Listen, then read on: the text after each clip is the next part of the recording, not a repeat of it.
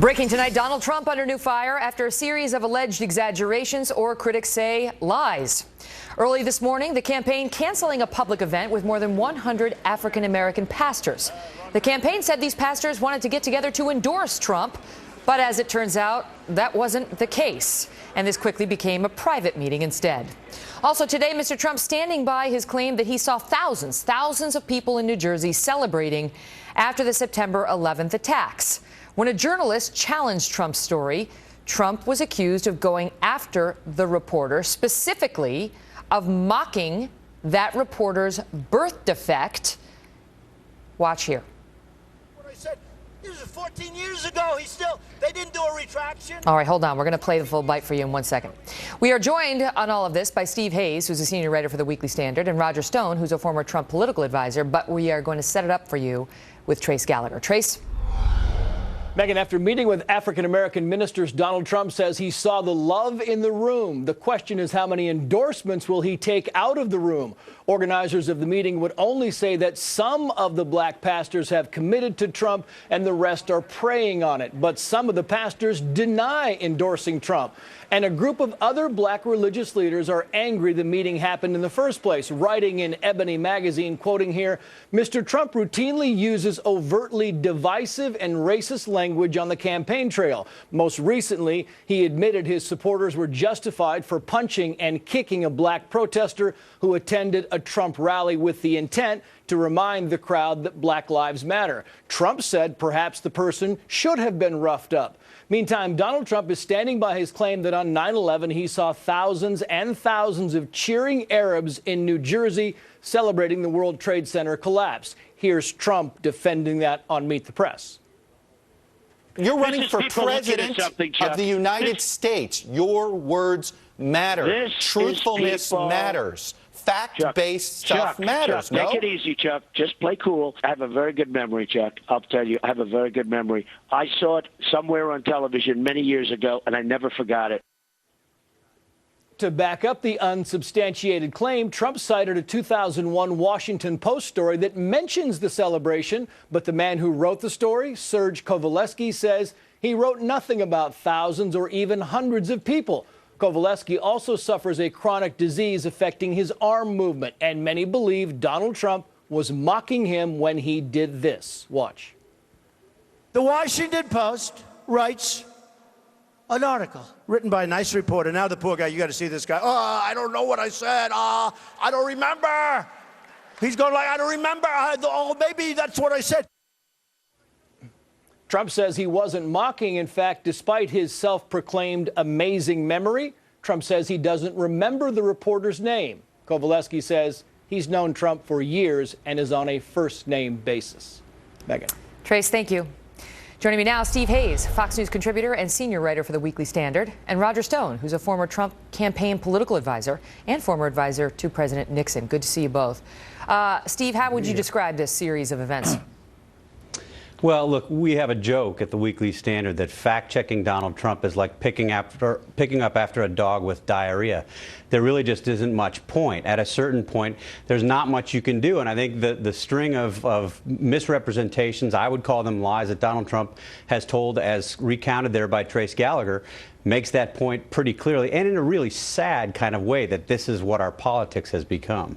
Roger, you're telling me that motion he did with the hands was not an attempt to mock a reporter who's covered him for 20 years, with whom he's on a first-name basis?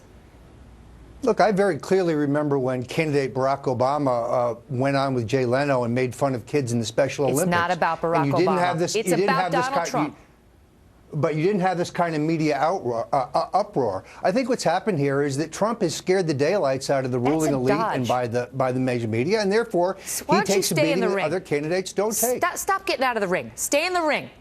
Was he mocking that reporter or wasn't he? I don't think he was. I mean, I was around Trump in the 80s and 90s when Kovaleski said he covered him for the Daily News. I have no memory of him. Trump has said he doesn't know him. Trump says he has the most wonderful memory in the world. The most wonderful memory in the world. And in his statement where he did the physical imitation, he said, look at him, and he described him as nice. And in his written statement, Megyn, I'll say, in his written statement, he said he might want to meet him again. In Trump's written statement, he said, when I meet him or if I meet him again. Look, it's very clear that that's what he was doing. He introduced the entire gesticulating by saying, you ought to see this guy, and then he imitated him. It's clear. It's just like saying that when he talked about Carly Fiorina's face, he really meant her persona. I mean, there are so many of these that anybody inclined to give Donald Trump the benefit of the doubt at this point is an idiot. Go ahead, Roger. I mean, that's the thing. You might be inclined to give him let me set it up, and then I'm going to give you the floor. You might be inclined to give him the benefit of the doubt if he hadn't done this so often, where he says something controversial and then you look at him, you say, I understand what you're saying, and he says, you're a deviant if you think that. Where he says, Carly Fiorina, look at that face, and then he says, it's not her face, it's her persona. Where he says, I never would have said that Afghanistan was a mistake, and then you look back 2 weeks later to the same show and he's saying Afghanistan was a mistake. And on it goes. I could give you 5 more. Okay, let's go back to the larger question, which is whether or not there are Muslims in this country who celebrated the attack on America in 9/11. I believe they are. How is that the larger question? That's a dodge. Because that's what the story was about. Because that's what the story was about. What this story is about is whether the front runner on the GOP side for president is an honest person.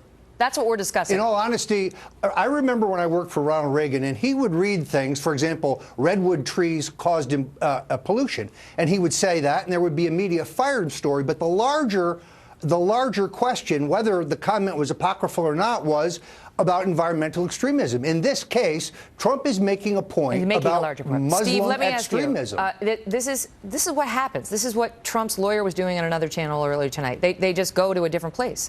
It doesn't matter whether he tells the truth. You know, he's got it right in spirit. And clearly, Trump supporters, they agree. So you tell me whether the Republican Party is likely to have a problem with this or not. Well, I think they ought to have a problem with this. I mean, look, Roger Stone is one of the best in the business of this, and he makes a case. I do think it was a dodge, but he makes the best case that there is to make on behalf of Donald Trump. But what Trump said in his claims about 9/11, he made a very specific claim. He wasn't making a big claim. He said that as the towers fell, he watched on television as thousands and thousands of Muslims celebrated in New Jersey. There are 5 different specific details there. Almost none of them are true. It may be the case that some Muslims celebrated somewhere in America. Certainly we know that there's video of Muslims celebrating in the Gaza Strip. That's not what Trump said. Trump made a specific claim, and what's really telling is that we've heard him have to address this now 4 different times, and he's standing by a claim that he knows to be erroneous. And he's now embracing, if you believe that retweets are embracing, conspiracy theories that the media have the tapes that he was talking about, but just won't air them. I mean, this is now crazy town. Roger also separated from the Trump campaign after he felt that Mr. Trump was getting too close to the personal attacking line of presidential campaigning and not substantive enough. So that should be mentioned as well. Great to see you both. Thanks for having me.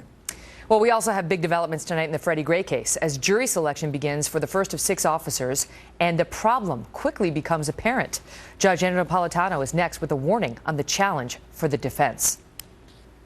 No justice! No peace!